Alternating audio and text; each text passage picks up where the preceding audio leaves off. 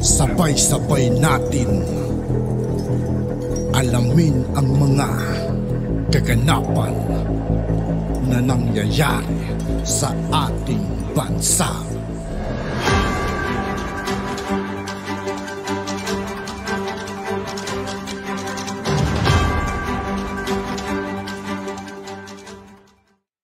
Yo, what's up mga kaibigan? This is Aitoke po again. Ngayon nandito ulit tayo sa channel ni Pinas News Insider. Dito ulit tayo magbibigay ng komento at reaksyon. Kaya samahan nyo guys, let's go!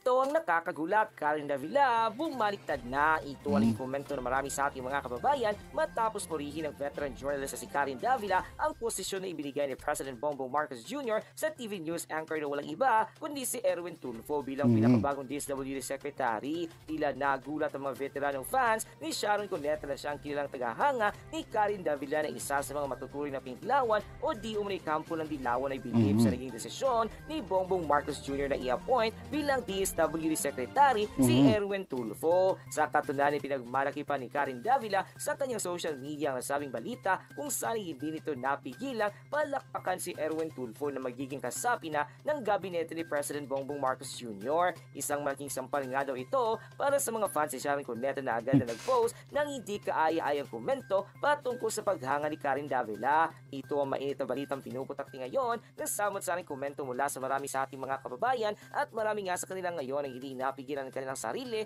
na maglabas ng kanilang ineng at komento sa mundo ng social media. Pero kung bago pa lamang kayo sa channel na ito, sa lahat ng hindi pa nakasubscribe mga kaibigan kay Pinas News Insider, mag-subscribe na po tayo at huwag nyo rin pong kalimutan mag-subscribe dito sa aking channel. Huwag kalimutang i-click ang subscribe at notification bell para mas may update kayo lalo sa lahat pa ng bagong videos na i-upload namin. At yun nga mga kababayan, mainit na pinag-uusapan ngayon sa mundo ng social media ang di mo ni balitang tunay na hindi nga daw inaasahan ng kampo ng dilawan na maging ang kanilang veteran journalist na si Karen Davila ay papalakpakan sa appointee ni President Bongbong Marcos Jr. na walang iba kundi si Erwin Tulfo bilang kasapi ng kanyang gabinete at pamamahala sa DSWD or Department of Social Welfare and Development. Sa kanyang social media account ay pinagmalaki ni Karen Davila ang husay, talino at galing ng veteranong news anchor mula sa PTV4. Umangang ABS-CBN news anchor at ANC correspondent na naging pasya ni Erwin Tulfo sa tanggapin ng hamon ni President Bongbong Marcos Jr. na pamahalaan ng DSWD. Ayon pa sa kanyang naging pahayag, I promise you hindi lang dito sa Metro Manila, sa lahat ng regions and provinces, pag nakaupo tayo, awan ng Diyos by July 1 I will give the instruction na bubuksan yung gate at papasukin yung mga tao kapag kailangan ng tulong ng mga nagugutom medical assistance. Magtayo-tayo ako ng hotline yung Facebook page ko na pwede silang magreklamo doon na ako'y pinagalitan,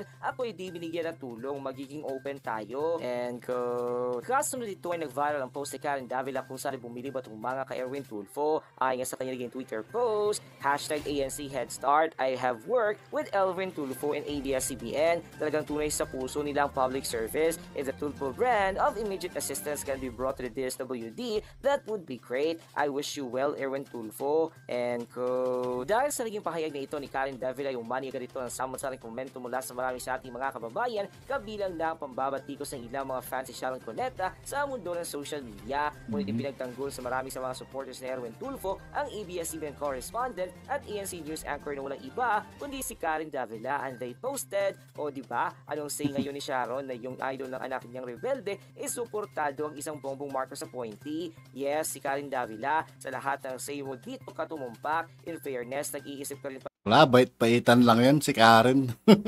pala minsan. Good for Gusto na mo po yan. Gusto magkaroon ng position.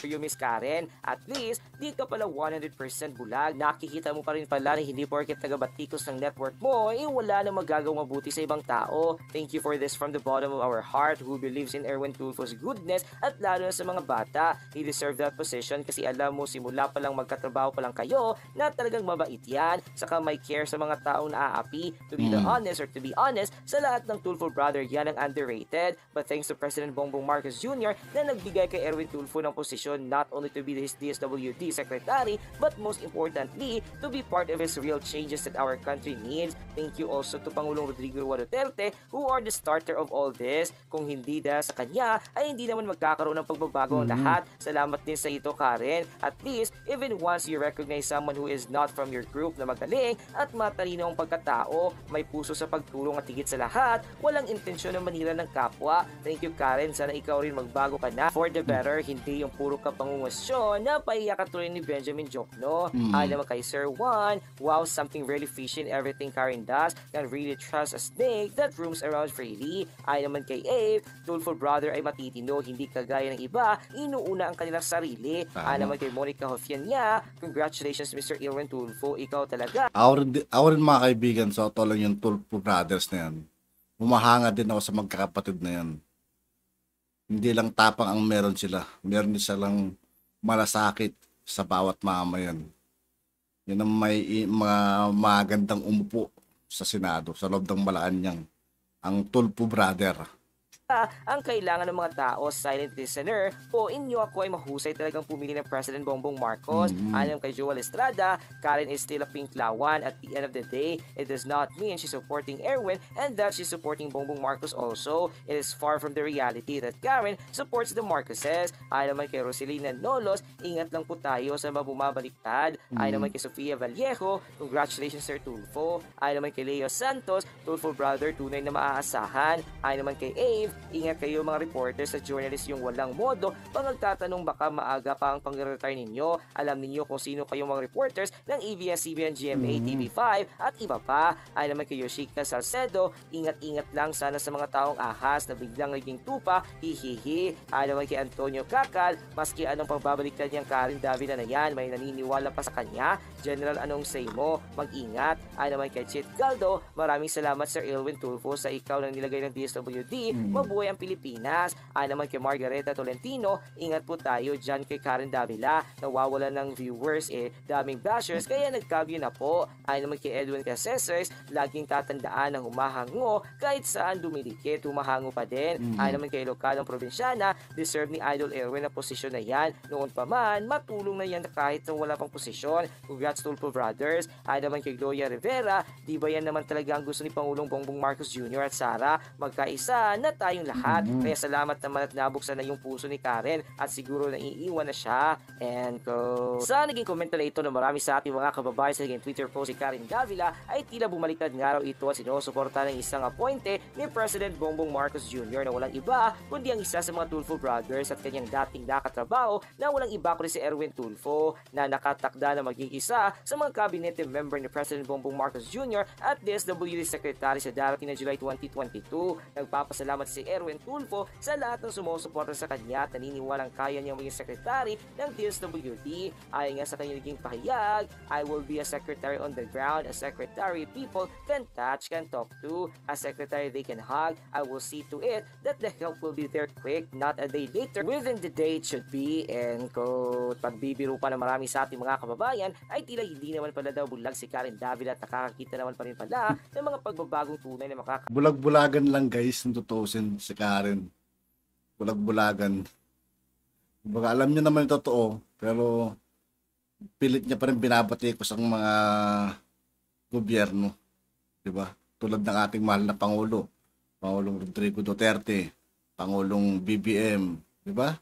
Pilit nilang binabatikos yan noon pa katulong sa bansa. Isa na nga di mo na dito ang naging pagpila ni President Bongbong Marcos Jr. kay Erwin Tulfo bilang miyembro ng kanyang kabinete at maupong sekretary ng DSWD or Department of Social Welfare and Development. At yun na nga mga kababayan, ano na ang masasabi mo? At yun nga po mga kaibigan, dito po nagtatapos ang ating reaction video. Muli ako po si I2K ng Sundalo ng Dunggalo at 811. Maraming salamat sa patuloy na pagsuporta. Yeah, peace out.